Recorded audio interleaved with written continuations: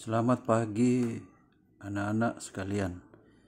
Hari ini kita kuliah online dengan tema melakukan metamorfosis kehidupan. Minimnya dukungan orang tua maupun lingkungan sekitar kita yang selalu berpikir bahwa ketika kita selesai kuliah sudah menjadi sarjana, kita akan menjadi seorang pegawai negeri sipil. Ini yang merupakan tantangan besar, sehingga mata kuliah kewirausahaan ini di pertemuan kali ini kita akan membahas tuntas mengenai apa itu metamorfosis, di mana metamorfosis ini sebenarnya merupakan suatu perubahan dari pola pekerja menjadi seorang pola yang menjadi pebisnis. Rata-rata orang tua kita memaksakan anaknya untuk menjadi pegawai negeri sipil seperti yang tadi saya kemukakan, sehingga hal ini yang semakin tidak disadari semakin menimbulkan semakin banyak pengangguran, di mana pengangguran yang tercatat seperti ini ya sangat jelas sekali bahwa ini adalah sebuah pengangguran terdidik ya, sejak lulus menjadi sarjana dan menunggu melamar pekerjaan dan akhirnya menjadi seorang pengangguran. Adik-adik bayangkan, jangan kita berpikir untuk satu Nusantara, tetapi kita berpikir di kelasmu. Kelasmu ini ada 50-an atau 60-an siswa. Ketika sama-sama lulus di 1 tahun, di manakah kita dapat bekerja dengan jumlah yang sekian banyak ini? Pegawai negeri sipil pun formasi untuk lulusan tidak mungkin sekali menampung lulusan sarjana komputer sekian banyak ini untuk satu angkatan. Itu baru di Universitas Flores, belum lagi tamatan dari yang sekolah-sekolah komputer dari tempat yang lain. Agar terinspirasi untuk menjadi seorang pebisnis yang lebih baik, alangkah baiknya kalian dengarkan cerita singkat berikut. Cerita Tono dan Bono. Tono adalah seorang lulusan perguruan tinggi dengan nilai yang sangat memuaskan. Sejak kecil orang tuanya selalu berharap Tono ini bisa lulus kuliah dan mencari kerja. Setelah beberapa lama bekerja, orang tuanya pun kembali berharap agar Tono bisa sukses dengan menduduki jabatan sebagai seorang manajer, memiliki gaji yang berlimpah maupun membeli rumah dan kendaraan, serta setiap bulannya dapat menyisihkan tabungannya untuk masa depannya. Tono pun melamar kerja dan diterima sebagai asisten manajer di sebuah restoran yang sangat terkenal. Tidak terasa, kini Tono telah bekerja selama 5 tahun lebih. Namun harapannya maupun orang tua untuk memiliki gaji berlimpah, rumah, mobil, bahkan tabungan juga tak kunjung datang. Nah, pada suatu hari Tono dipanggil oleh atasannya dan ternyata dia dipromosikan menjadi seorang kepala cabang di sebuah provinsi. Tono pun akhirnya memenuhi tugas dan kewajibannya dan berangkat ke lokasi yang baru tersebut. Sesampainya di lokasi kerja baru, Tono berkenalan dengan Bono, seorang manajer produksi yang telah berusia 30 tahun. Mengingat jabatannya sebagai seorang manajer produksi, maka Bono pun sangat paham dengan berbagai hal yang berhubungan dengan masakan yang ada di restoran tersebut. Bahkan ia beranggapan bahwa tanpa dia restoran tersebut tidak mampu menghasilkan produk yang berkualitas. Seiring berjalannya waktu, Tono dan Bono pun saling berbagi cerita dan ternyata mereka memiliki impian yang sama, yaitu membangun sebuah restoran sendiri. Bahkan dengan kemampuan memasak, Bono berkali-kali mengajak Tono untuk keluar dari perusahaan tersebut dan secara bersama-sama mendirikan restoran sendiri walaupun masih relatif kecil. Tono pun tertarik, namun ia merasa belum merencanakan segala sesuatu dengan cukup matang sehingga ia selalu menolak ajakan Bono untuk keluar. Setelah beberapa kali Bono mengajak Tono untuk keluar, namun Tono selalu menolak, maka Bono pun kesal. Ia akhirnya mengundurkan diri dan membuka restorannya sendiri. Dengan menggunakan pinjaman modal dari orang tuanya, akhirnya Bono pun berhasil membuka restorannya. Sementara Tono tetap masih bekerja di restoran tersebut sebagai kepala cabang. Namun demikian, sambil bekerja, Tono terus berusaha untuk mendesain sebuah perencanaan bisnis. Jadi Tono sambil kerja membuat perencanaan bisnis.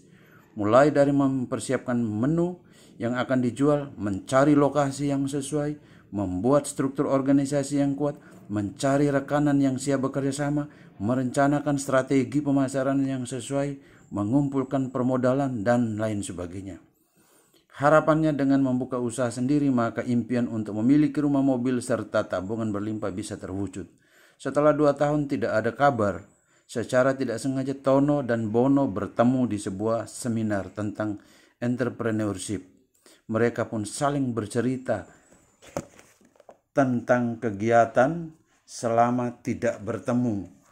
Tono menceritakan suka duka bekerja di sebuah restoran sebagai kepala cabang, sementara Bono bercerita penuh semangat tentang bisnis restorannya yang telah dibukanya selama 2 tahun berjalan dengan cukup baik. Namun demikian, sebagai seorang sahabat, Tono pun memberikan masukan kepada Bono untuk selalu membuat perencanaan bisnis agar bisnisnya terus bertahan. Namun Bono memang kepala keras, selalu menganggap remeh saran Tono tersebut. Setelah acara seminar selesai, mereka pun berpisah. Untuk sekian lama mereka kembali tidak saling melakukan komunikasi.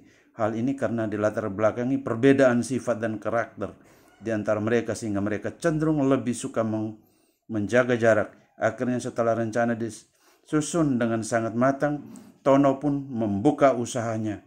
Karena keterbatasan modal, Tono sementara hanya membuka sebuah warung tenda yang diberi nama Warung Bersih Gigiku.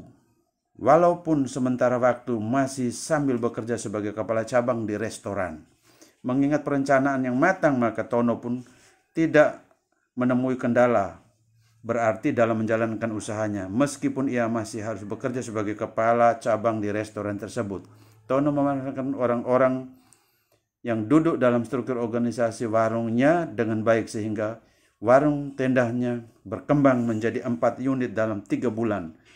Membuat standar operasional prosedur yang dijadikan acuan sebagai setiap orang di setiap divisi, menjalankan strategi pemasaran yang disusunnya secara tepat, serta membuat analisis persaingan bisnis sehingga ia keluar menjadi pemenang di bisnis restoran yang ada di kota tersebut.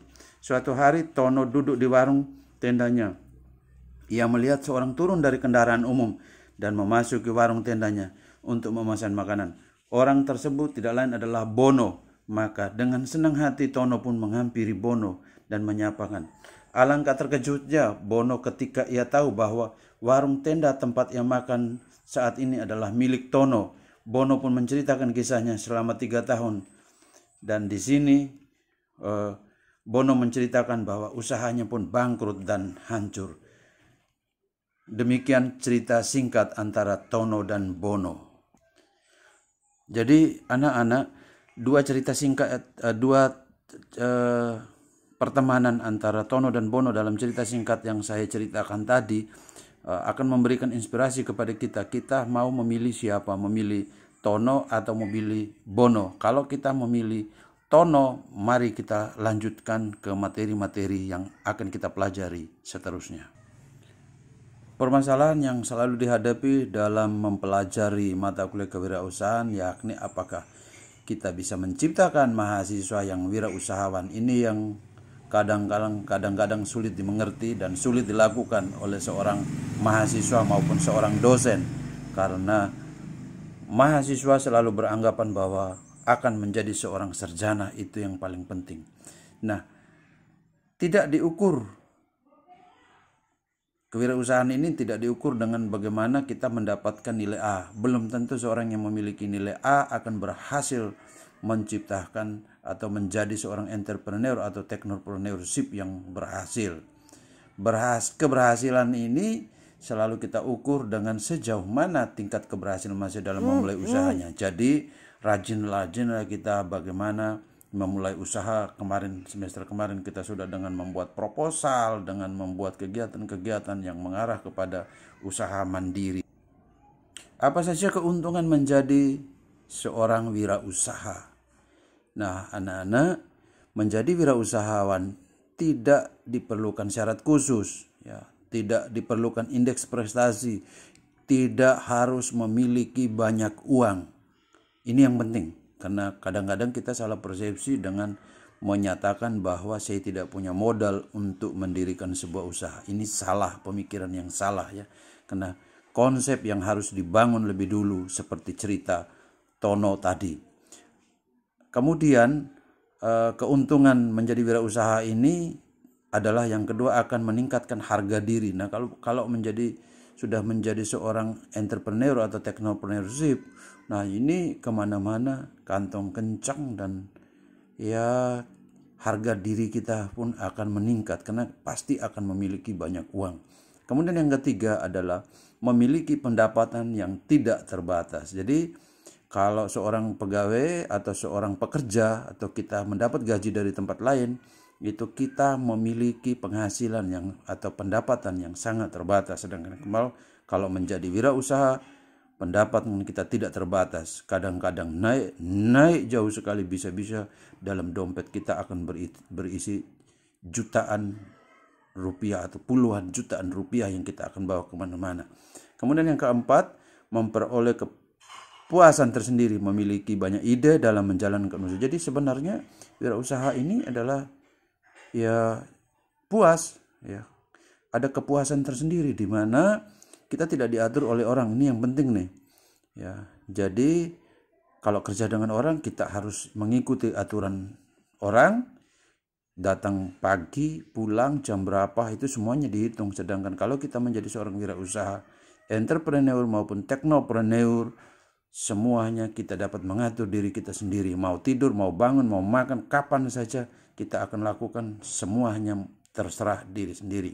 Kemudian yang berikut adalah memiliki masa depan yang cemerlang. Gitu, tinggal memilih apakah mau yang cemerlang atau apapun itu ya. Tergantung ya. Jadi kita memilih sendiri. Yang berikut terbebas dari waktu dan segala aturan seperti tadi saya bilang, Bang. Mau tidur jam berapa aja boleh, mau bangun jam berapa aja boleh. Besok mau bilang bahwa saya libur ya terserah, semuanya kita atur diri kita sendiri. Kemudian yang berikutnya adalah menjalani hidup dengan lebih menyenangkan. Memang luar biasa, sangat menyenangkan. Mau kemana-mana, mau buat apa, semuanya kalau ada usaha. Seorang technopreneur atau entrepreneur pasti seenaknya dia, kapan dia mau bepergian, kapan mau keluar negeri, kapan mau menikah, kapan mau pacaran, kapan bebas ya. Kemudian yang terakhir adalah memiliki relasi yang sangat banyak. Ini yang saya paling suka nih. Relasi pasti sangat banyak. Semua kota, semua daerah pasti kita memiliki banyak sekali relasi maupun hubungan pertemanan.